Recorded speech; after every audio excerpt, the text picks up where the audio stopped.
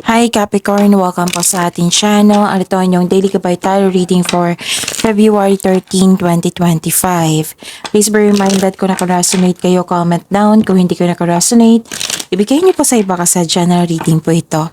This is for you Capricorn ngayong February 13, 2025.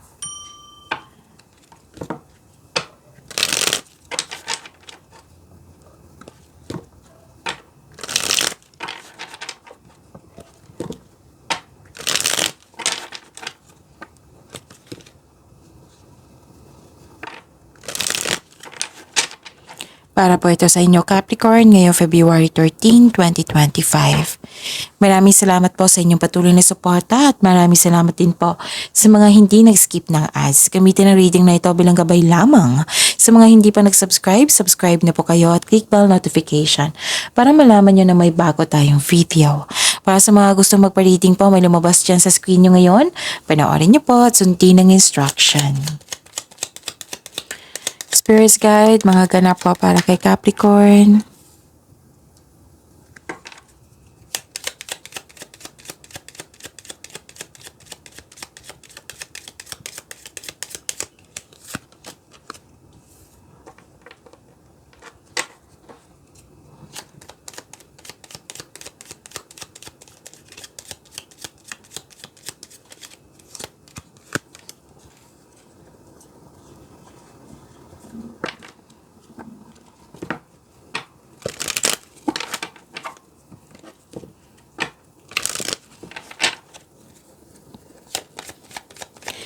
Spirit's Guide, mga mensahe po para kay Capricorn ngayong February 13, 2025.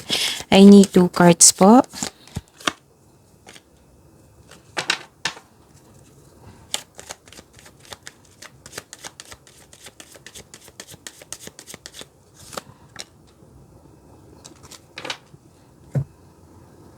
Okay, Capricorn, may nakita ko dito worried ka, stress ka, kasi may taong naninira sa'yo. Nung nakarang araw pa to, no?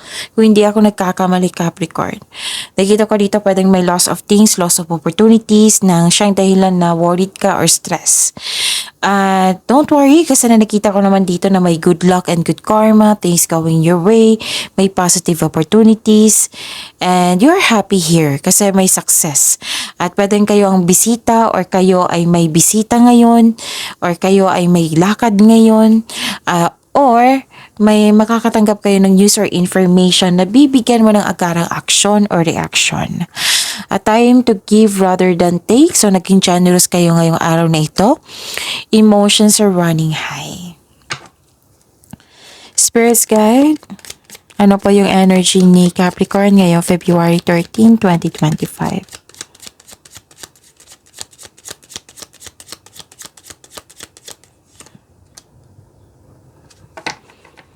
And the clarification of this card po.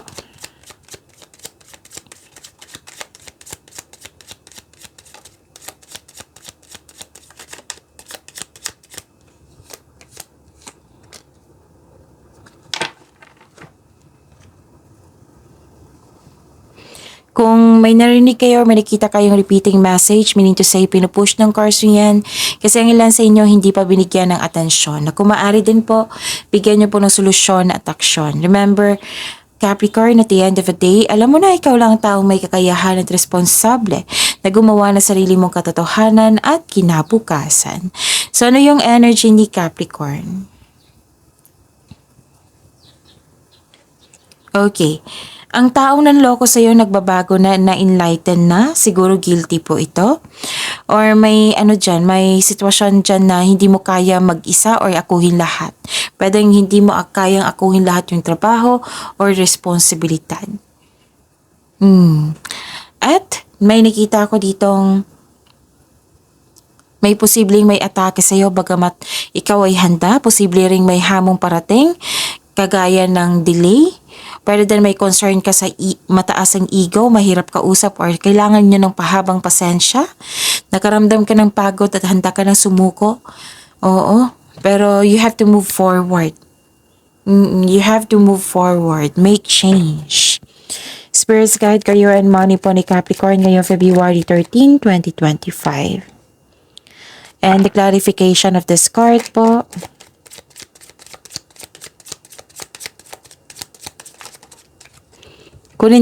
Kunin ko na tong nakita nyo, okay?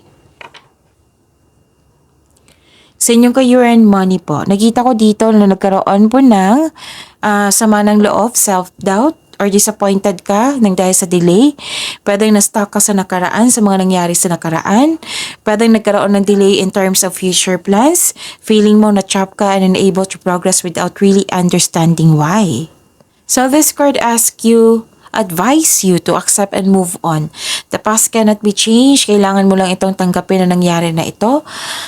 Lahat naman ng pagsubok po ay may naiwang aral sa ating buhay. Kailangan ng pagbalanse. Okay. So, nagkaroon ng moderation, nagkaroon ng harmony, and this is divine timing. Nagkaroon ng katahimikan, nagkaroon ng yung combination of forces may magbibigay ng tulong sa iyo.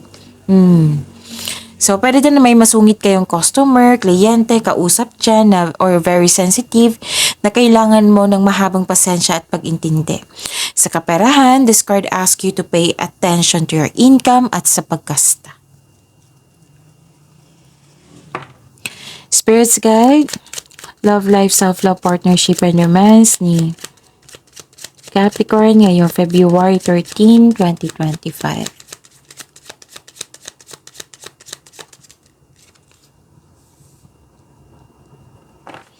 And the clarification of this card po.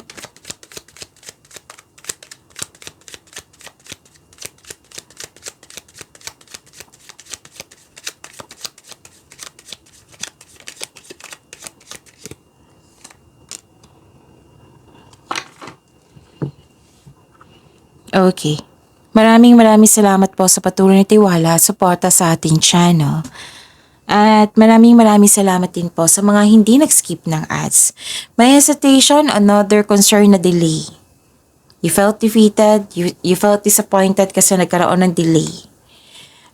Delay sa hinintay, delay sa paggawa ng aksyon kasi may hesitation, delay sa paggawa ng desisyon kasi may tutol, nagkaroon ng hesitation para gawin o gawa ng aksyon. Marahil naghahanap ka ng timing or nabigo ka na noon kaya naging wiser kayo. So, yun. At saka, parang kahapon pa to Capricorn, no? Check nyo. So, kailangan nyo nang baguhin ito. Kailangan nyo bigyan ng atensyon yan. Bigyan ng atensyon, solusyon, aksyon. Kasi the repeating message eh. Kasi may tao dito na hindi nagkasundo. Pwedeng sa nangyari na ito sa nakaraan. Yung mas better pa yung noon kaysa ngayon. Pwede din may bisita kayo ngayon or kayo ang bisita na naalala mo ang nakaraan. So, let the memories rest. Learn from the past and move forward po kayo. Okay? Pagyamanin niyo po yung blessings sa binigay sa inyo, Capricorn. See you tomorrow. Please like, subscribe, and click po button for notification para updated po kayo sa daily tarot reading natin. Maraming salamat po.